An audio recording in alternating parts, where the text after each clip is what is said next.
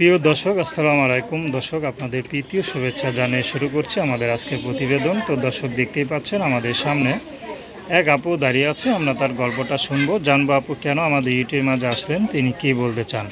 তো আপুটি খুবই দুঃখী একটা মেয়ে। তো আপুর জীবনের কষ্টগুলো আপনাদের মাঝে তুলে ধরবো। আপু আসসালামু আলাইকুম, কেমন আছেন?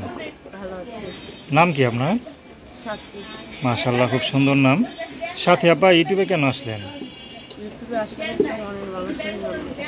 মনের মানুষের জন্য, আর কোনো উদ্দেশ্য নাই? উদ্দেশ্য কি যে আমাকে ওই তো মনের মানুষই তো ভালো মতো রাখবে, একটা দায়িত্ব নেবে। আচ্ছা, আপনি কি করেন বর্তমানে? আমি এমনিতে পার্লারের কাজ শিখছি, কমপ্লিট সেলাইয়ের কাজ এটাও জানি। আমার টুকটাক মনে করেন একজন দোকানের কাজ করছি। আচ্ছা আচ্ছা, তো পার্লারের কাজটা ভালো ছিল না সেলাইয়ের কাছ থেকে? ভালো দেখলে কি হবে, এখন তার তো সিজন ছাড়া লোক রাখে না। আচ্ছা আচ্ছা পার্লার নাই। আচ্ছা, তো আপনার একটা পার্লার দেওয়ার কি চিন্তা ভাবনা আছে নাকি ভবিষ্যতে? ভবিষ্যতে তো আছে, আল্লাহ যদি কখনো দেওয়া সেই। তো পরিবার আর কে কে আছে? মা আছে আর ছোট একটা ভাই আছে। মা আর ছোট একটা ভাই আছে। আচ্ছা, বাবা নাই? না, বাবা অন্য জায়গায় থাকে, আলাদা হয়ে গেছে অনেক বছর। তো সংসার কে চালায়? সংসার টুকটাক আমার মা কাজ করে, আমি কাজ করি।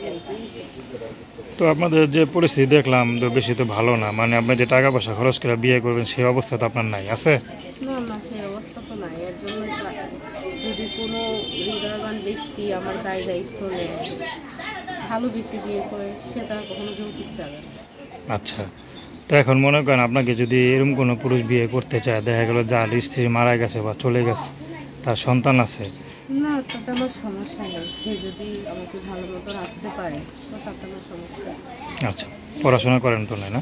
পড়াশোনা করছি, আগে এই পর্যন্ত পড়াশোনা করছিলেন, তো বর্তমানে পার্লারে কাজ করে জীবনটা কাটে নাকি? প্রেম টেম করেন নাই?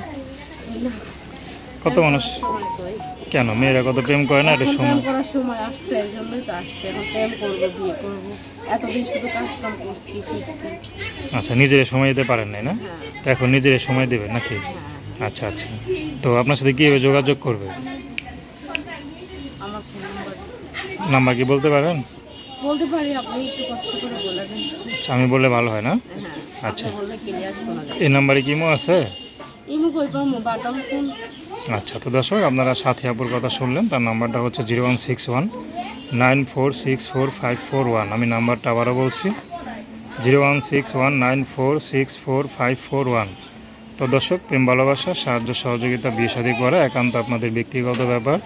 তো আসুন আমরা 5 ওয়াক্ত নামাজ পড়ি, সর্বদা দেশের সেবা করি। আসসালামু আলাইকুম।